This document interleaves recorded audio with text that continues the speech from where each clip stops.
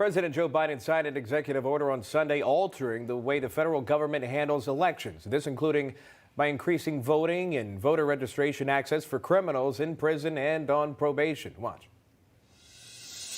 Today, on the anniversary of Bloody Sunday, I'm signing an executive order to make it easier for eligible voters to register to vote and improve access to voting. Every eligible voter should be able to vote and have that vote counted. Well, that move comes on the heels of the controversy surrounding the H.R. 1 bill passed by House Democrats, which has been met with much pushback from those who say it will only add to voter discrepancies and issues of even more voter fraud. For reaction, we are joined by Thane Rosenbaum, distinguished university professor at Touro College. He's also the author of this book, Saving Free Speech from Itself. Professor, good to see you. Thanks for coming on. Hey, Sean. Hey, H.R. 1 under scrutiny for making voting less secure, among other things, now extending voter registration. Is this the right thing for our country right now when voters feel, some of them, that they can't trust the voting process based on what they feel happened in November? It's a fair question, Sean. Statewide election laws is going to be the next big legal and political battle. Remember, this all arises out of this last election where, to accommodate COVID-19, there was the relaxation of all kinds of standards and guidelines on how to vote. It resulted in over 70% of the votes coming in for Joe Biden that came in by mail, some of which came in late, some of which came in early, and it allowed the record number of votes overall that included college students, minorities, and people of color who normally don't vote.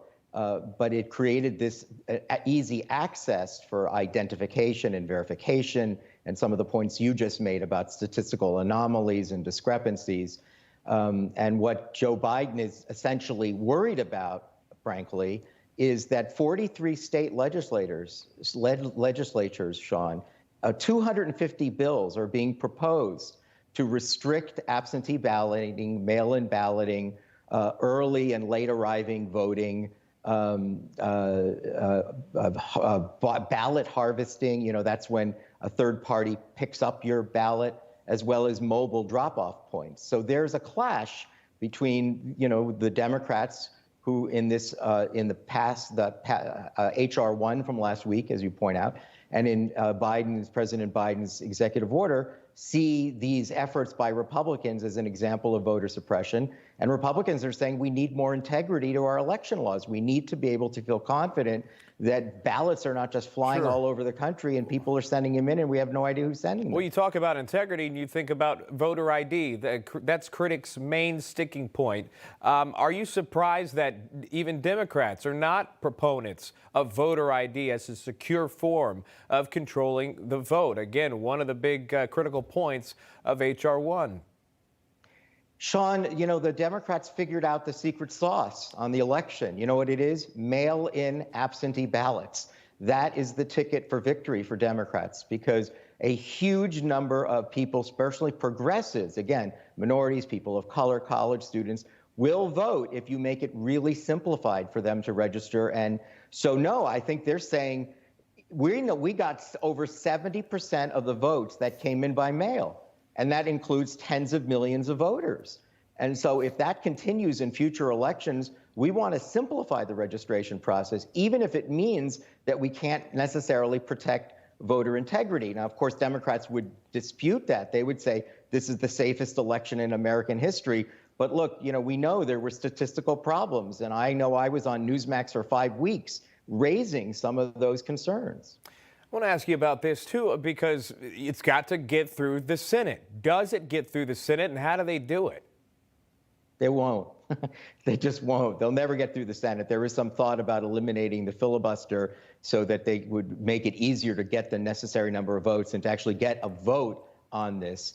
It's very unlikely that the passage of that act will take place, I think. That's the reason, Sean, you saw the executive order. That's what it's for. Remember, executive orders are there where presidents can contravene, to circumnavigate the legislative process by creating laws through executive orders as opposed to going through the legislature. That's why he did it, because he didn't think he would have the votes in the Senate.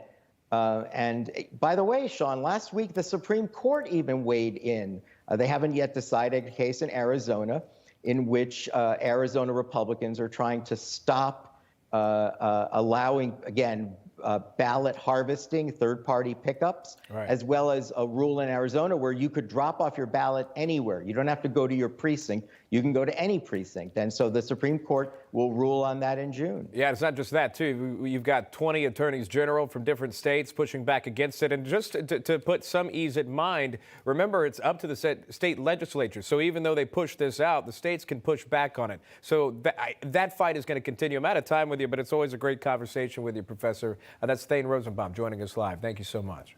Thank you, Sean. Anytime.